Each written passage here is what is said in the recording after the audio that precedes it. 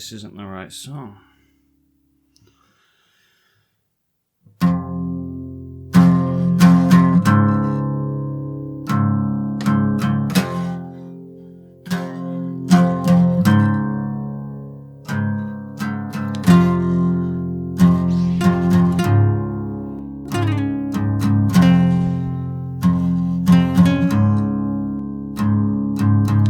How's it going, Bat Family? And yes, welcome to a brand new The Batman video. This is becoming a weekly series at this point. This is part, God knows what, 7 or 8 in the grand scheme of things, even though to some of you this may be part 4. But either way, there's a bunch more questions that were left unanswered from previous videos, so there's, yeah, just plenty more where that came from, trust me on that. So I'm not going to waste any more time today. I just want to say thank you so much for the support on these videos. It's been absolutely insane. But you guys can follow me on Twitter, it's literally linked in the top pinned comment of the comment section down below, as well as if you want to hit the join button on the channel and become a member today, or maybe check out my Patreon or something like that. But other than that, guys, let's get into this, starting with question numero 1, should I say, RZXY montage. So what did I think, or what do I think the action will be like? Bale type or more like the Arrow show? Neither, kind of. I would say it's going to be more kind of Daredevil-like, you know, and that's kind of evident from the trailer anyway, like at the end. But I do feel like that's going to be translated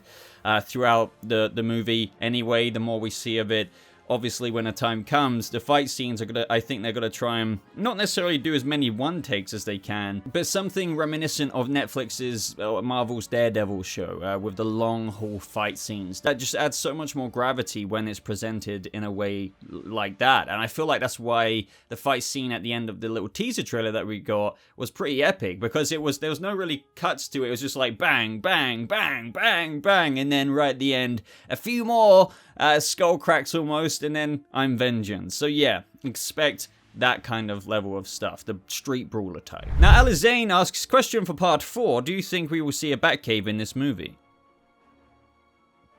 Alizane, mate, where have you been?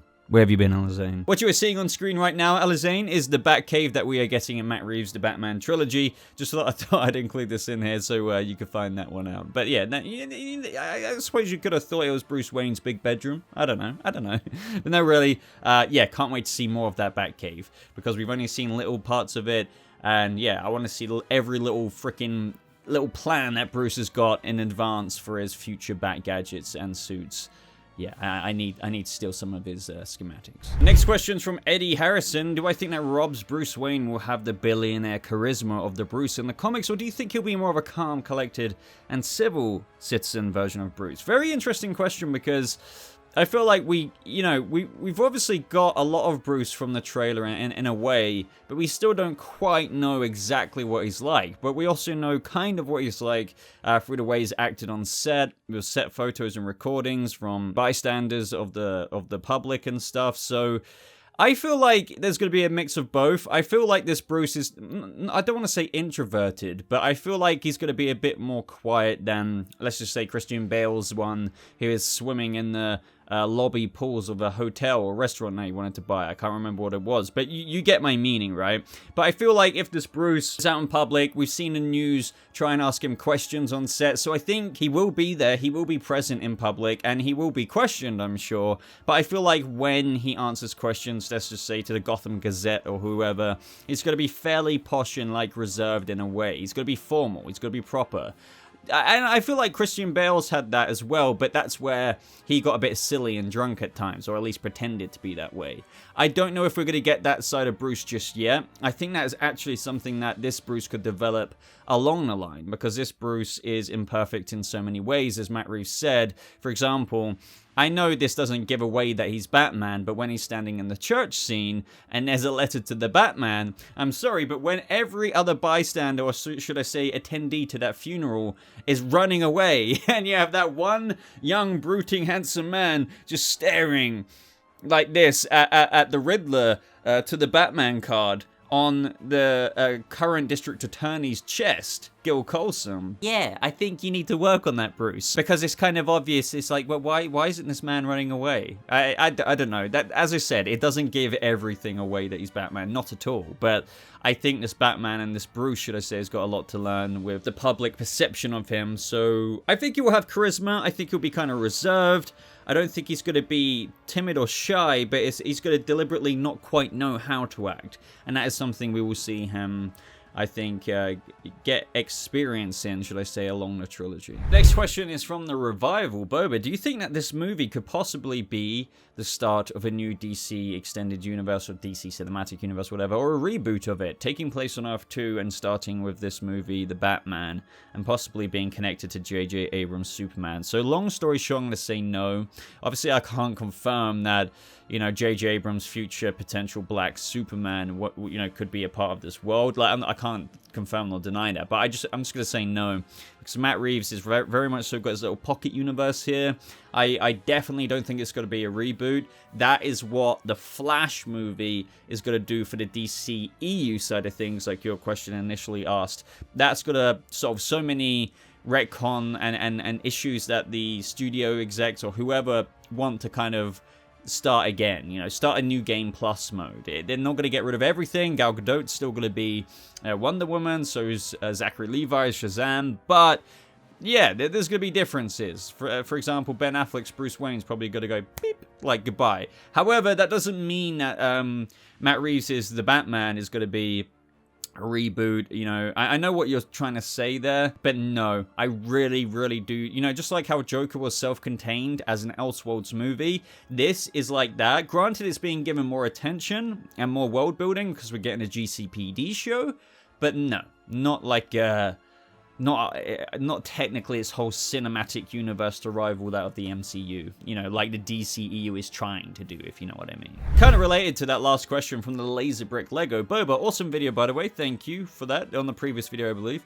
And question, do you think that Superman will appear in some point in the Batman movie, or maybe a cameo role? So yeah, Superman in of himself, or if you want to link it to the newspaper clipping that was on set, with how that alludes to Superman and how people in Gotham, the citizens, are dressing up on Halloween in the Halloween scenes of the movie as superheroes such as Superman. That means he's out there. I truly do believe that. However, no, like we're not going to get a cameo. This trilogy is very much so. It's not like Christopher Nolan's Batman trilogy where it's trying to do it in a very real world and probably Bruce Wayne is the only one out there doing this. Sure, you could say Oliver Queen in Seattle is trying to be the Green Arrow in Nolan's trilogy, but there's not really metahumans out there or Superman. So as for this is kind of bridging the fantastical side of things where you will have other characters out there which are metahuman-esque, but I don't expect to see other characters who helm their own titles to be in this series of movies, this trilogy. So I don't expect to see Superman literally making a cameo. I think the most generous thing that we could get, because granted what I just said was just a set photo of a newspaper, that doesn't make Superman canon technically.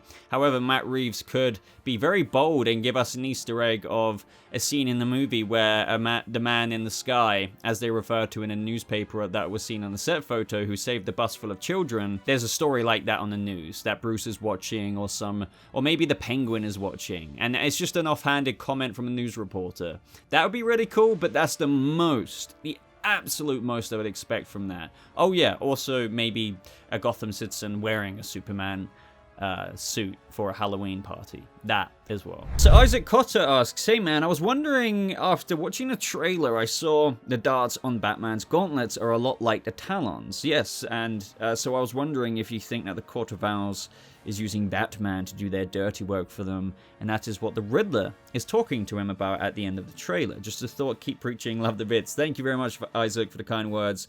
So yeah, like 100%, the kind of little throwing spikes, I can't remember the official name for them, I always forget. They are definitely an homage to the talons. It's basically a very, as I said, I forget the name, but those little spikes that Bruce has are kind of proto-batarangs. I'm not even going to lie. They literally are. And this is why I really love Matt Reeves' vision. Because Bruce has been training around the world, these throwing spikes aren't uncommon at all to, you know, basically people who wield stuff like that. So Bruce has come back, and he's using projectiles, but they're not quite batarangs yet. They're these things. I wish I could remember the name, but either way, another set of characters use these, and they are the Court of Owl's Talons. By the way, that doesn't mean that Bruce has been trained by the Court of Owl's Talons. It just means it's like a tribute, and it makes sense because he can throw them and use them. But one day, hopefully, there'll be like something else, and it'll be batarangs. But you're asking if I wonder that the Court of Owls is using Batman to do their dirty work for them, and that is what the Riddler is trying to talk to him about. No, I'm not really on board with that theory out of all the Court of Owls theories. I believe some more than others overall, but the one where Batman is his own Talon, so to speak, working for the Court of Owls, but unbeknown, like they're using him. No. I think at the very best, the theory that people are going for with how, for example, on the Riddler card, that literally being the only Court of Owls reference in the movie, if he's knowing about the Court of Owls and he wants to kind of get, as I keep saying, no matter what, Riddler is looking for Bruce's help in this movie. Riddler is taking down the corruption, he's doing the murders, all of that stuff, but he's trying to get Batman to like break through the surface, like see the light of what's going on. So that owl on the card, obviously that clue in the card could mean something else, but the clue that he put on the very front of the card, this holiday card, could be a clue to the Court of Owls. But obviously that doesn't mean anything to Batman at the time because it's just an owl on a card. So I believe that he could be trying to help Bruce and Batman learn about the larger corruption in Gotham that goes back centuries, that possibly links to his parents, and that overall links to the Court of Owls. But I'm still not sold on the Court of Owls. But as for the Batman being a Talon kind of unbeknownst to him or something like that, no. I just think that this Batman suit borrows from so many different kind of Batman properties and inspirations and different suits that I don't believe it's anything more than an homage to that. And I guess something he's taken from his training to think, hey, I'm going to equip my suit with these because when I trained with these about 4 years ago, yeah, like, why wouldn't I have these on my suit? They come in mega handy. Oh, wait, Batman, the second film? Why don't I get my own Batarangs?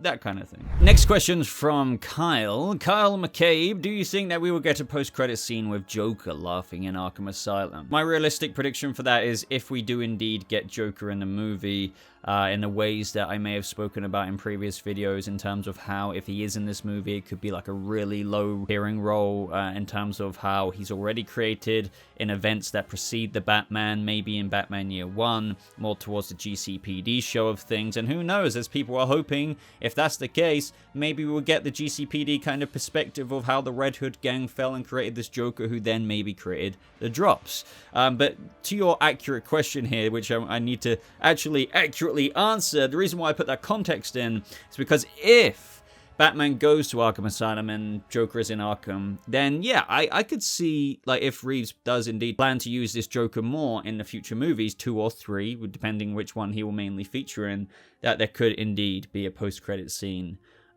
with Batman maybe going back, or maybe just Joker speaking to a guard. Main answer to this is, depending on if it serves the story, and depending if we get this character in this movie in a scene, then I feel like they will follow suit and follow up, shall I say, with a tease at the very end. It's quite likely, but it could be something else, teasing the next movie's plot in general with another character. Next question is from Grant, starting with the hashtag from your secret friend. And if you make it to the end of this video, guys, make sure you do the hashtag. You are the real ones. And I heart every single one of your comments for those who do it.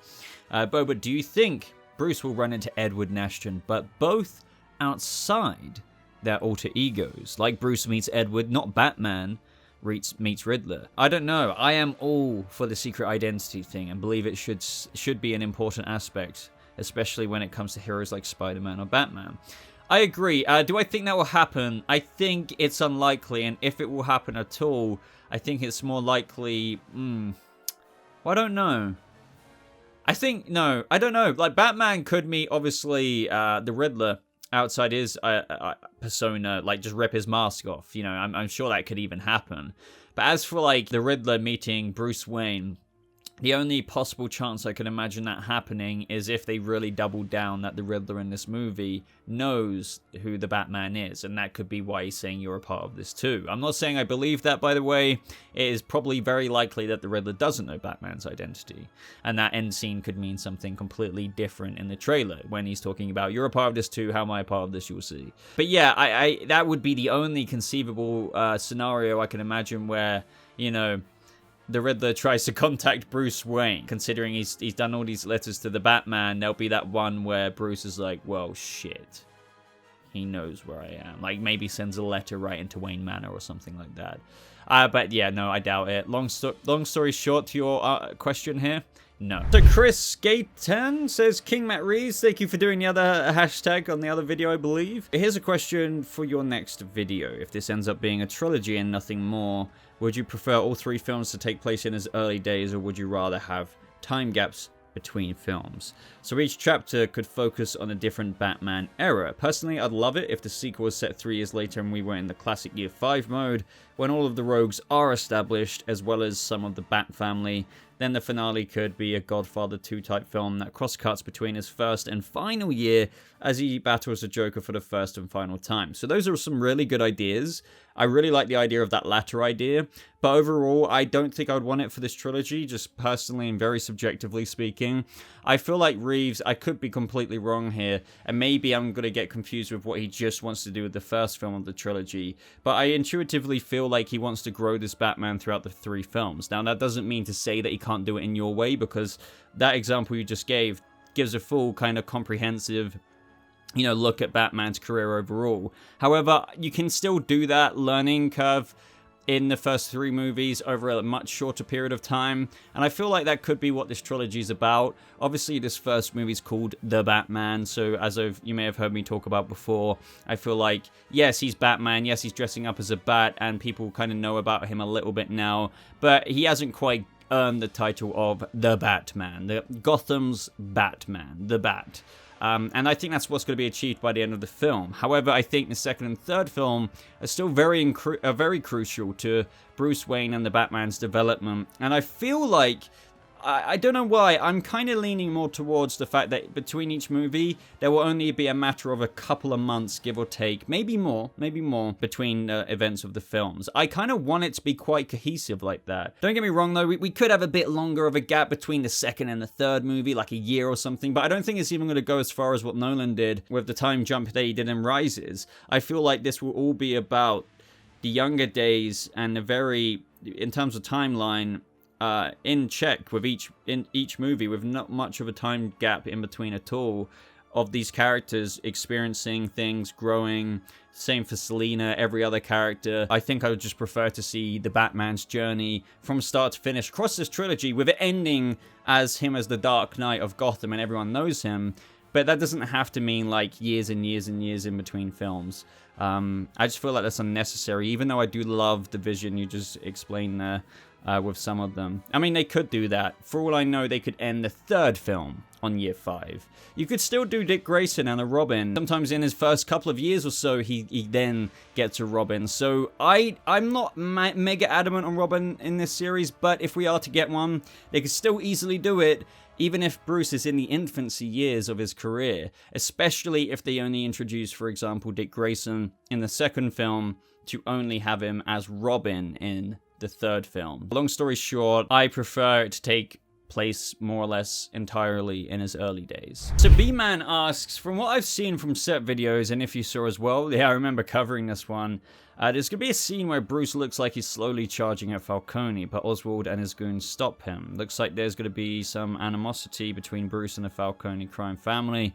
Why do you think Bruce would be trying to go for Falcone? This was filmed outside the cathedral. So I don't think he was storming right towards Falcone. I do remember that scene. He's like walking up there. I don't think he was going, maybe, I think he could have been trying to talk to Falcone, but I do remember like Penguin gets up and like stops him straight up like that, which is why in all my theories, and I'm not alone in thinking this, a lot of people think that Penguin is kind of Falcone's, he's shadowing him, you know, he's not his apprentice, but do you know what I mean? When Falcone dies in this movie, which I think is quite likely, that is when Oz, who still doesn't quite like being called the Penguin at this point, will fill in that power vacuum and become the Penguin in the second movie, maybe even as the main villain, who knows? As I said in my previous questions as well, I think this trilogy could be paired with multiple villains in each movie. So, for example, Riddler in this movie, but we've got Penguin in all of the other ones. So second movie, Penguin is the main villain, but we might have co-siding like with Mr. Freeze or something. I don't know.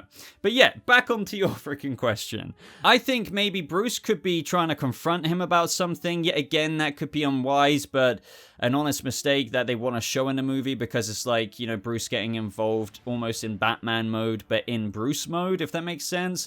He could have just been wanting to talk to Falcone, because Falcone, now that Bruce Wayne has been back in Gotham for like a year and a half, give or take, and that's when the Batman first appeared, maybe he's trying to pressure this, you know, Wayne, this freaking Wayne, Thomas and Martha Wayne's kid, to, you know, maybe, you know, get involved in some of the stuff that they do.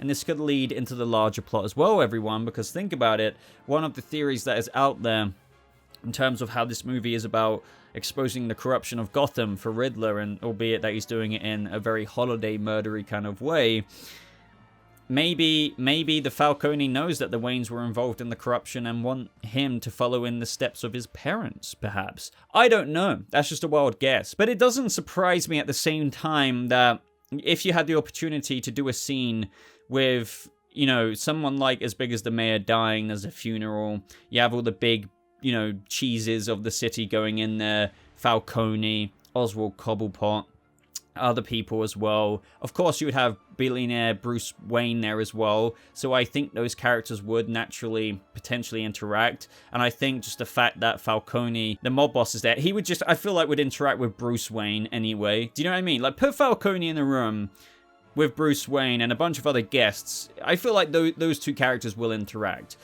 But I know I'm just rambling at this point.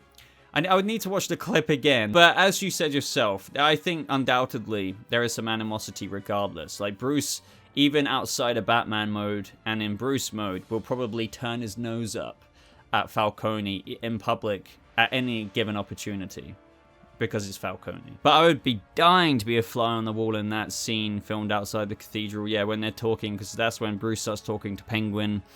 And man, I wonder what they're saying. I reckon they're probably, I think I've talked about this in a previous video where I said, I reckon Falconian, or if not the Penguin, is just taking the piss out of this billionaire playboy Bruce Wayne. I reckon they're just, yeah, they're taking the mickey out of him. So Tastic asks, hi, my question is, will the movie get an R rating? What do I think? So I think that is very likely, to be honest. But at the same time, it's always difficult because this is Batman.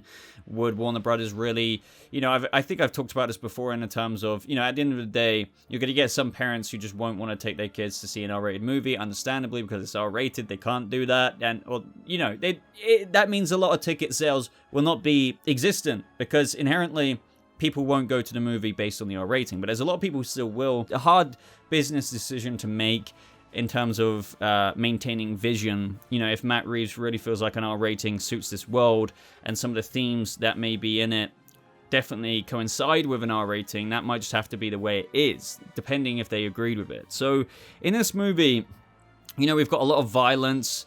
That's evident in the trailer, obviously, with that end fight scene. Some are probably going to be a lot more brutal than that, to be honest, and that's just a teaser. Imagine what we're going to get in some camera angles. We've got drug abuse in terms of the drops. Who knows what we're going to see with that? Are we going to see people take it? Are we going to see the effects that they go through with it and things like that? It's going to be almost a contender for our rating. And the only reason why I say it's likely is because Matt Reeves really was given his own little playground with this. It's not got as much interference as what you'd think from studio kind of interference that you'd expect, if that makes sense. He's spoken about this before. Like, it's out there. I wish I could cite it right now, but he did this movie, the idea of 3 movies, provided the fact that he gets left alone, and he would walk if it was anything but that. So I think if he wants an R rating, it will probably get an R rating. And based on what we know about this movie, it could be the case. I don't want to be naive though and say, because I feel like some people are going to turn around and say, and I almost can't blame them, Boba, really? An R-rated Batman movie? Like, I would want that, but isn't that stupid? Like, would Warner Brothers really do that? Just because of what I said, obviously, about that means a lot of 12-year-olds can't go and see the Batman. It's still a possibility. It is still a possibility. That's what I'm going to say. Just because I feel like with what we already know about the movie and some of the things it's going to tackle, This could be it. This could be it. So Lucas Carlyfield says, in my opinion, the no-killing rule has to be central in this film. Batman killing people has been done so many times and is starting to get old. How important do you think the rule is, and do you think Reeves will make Batman a killer? I know there's people who have mixed opinions on this. Some people think it's so stupid to make Batman not a killer. It's difficult because I don't want to piss people off, but like, to me, it is crucial. I think Batman doesn't kill. Look, fair enough if you think he does in a world where Snyder kind of goes by the point of, well, if you've been doing this, like, you would inadvertently kill someone if you're in a Batmobile. Do you know what I mean? Like, put that aside. I truly believe that Matt Reeves won't make Batman a killer. I really do firmly believe that. I think this vision of the character will be so locked in to not killing, albeit in the first movie we might see him walk the line. But I think it's going to be kind of similar to Daredevil in a way that he can't allow himself to do it, but we might get a scene where, oh boy, does he want to. Like, you know that scene with Wilson Fisk and Daredevil, where Fisk is just like, kill me? And he's like, oh god, I want to, but like, you won't beat me, or something like that. That is like the Joker to Bruce and vice versa. Batman won't want to do it. I mean, he does everything, like, God knows I want to, but you're not going to beat me. Like, that's a part of him. He is doing this so he's not going to become worse than the criminals who murdered his parents. If Batman could kill, don't you think he would have killed the Joker? In like, this is an issue with Batman's killing rule, even if he killed. Though in the stories where he does kill, for some reason the Joker and the Riddler and all these villains are alive. I mean, it's almost funny. Why wouldn't you kill the top guy who's been committing terroristic threats and killing people? Like, it's silly. So it makes more sense to me, plus just in the character in of itself, for Bruce to not want to do that. He has to find a way without murdering people. I feel like once you cross the line of being a murderer, it really is like, you know, you are judge, jury, executioner. You are basically the Punisher. And yes, I know I'm gonna get some people in the comments saying, but at the end scene of the trailer, you know, where that guy's getting punched, we heard bones crack, and so, look, he's not dead. And I know what people are gonna say as well. Like, this is where it gets messy. So Batman's okay with potentially putting a man on a drip feed, tube feed kind of thing in a hospital, but not killing them. How is that much worse? I know what you mean, but like, no, like, comic book logic, those people he beats up don't end up in like a paralyzed state or anything. They may end up in a bad way, but long story short, Reeves won't make Batman a killer. I'm very confident about that. If he does, it's going to take a lot of me coming to terms with. I think he's going to make it a big part of the plot.